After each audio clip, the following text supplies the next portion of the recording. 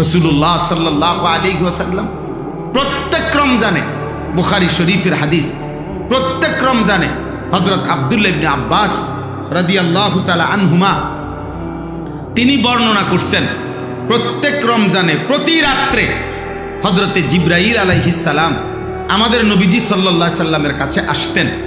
আর এসে বিগত বছর পর্যন্ত যেটুকু কোরআন নাজিল হয়েছে এ প্রত্যেক রাত্রে পূর্ণ কোরআন একবার জিবরাইল নবীকে শুনাইতেন, আরেকবার নবীজি জিবরাইলকে শুনাইতেন।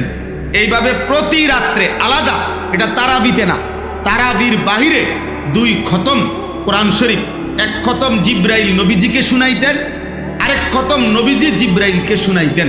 এইভাবে কোরআন তেলাওয়াত করতেন। তারাবির নামাজে আবার পৃথক আল্লাহর কোরআন পূর্ণ লম্বা তেলাওয়াত করতেন। মাগরিবের নামাজের পরে আউয়াবিন 6 রাকাত ওইখানে তেলাওয়াত করতেন। তাহাজ্জুদের নামাজে 8 রাকাত সেখানে তেলাওয়াত করতেন। 5 ওয়াক্ত নামাজে কোরআনুল কারীম লম্বা তেলাওয়াত করতেন। পুরাটা রমজান এভাবে আল্লাহর নবী সাহাবায়ে কেরাম আল্লাহর কোরআন তেলাওয়াত করতেন।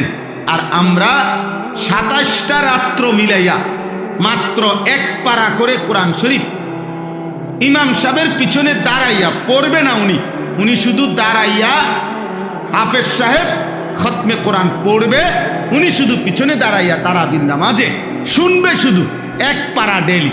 27 দিনে মিলাইয়া 1 খতম কোরআন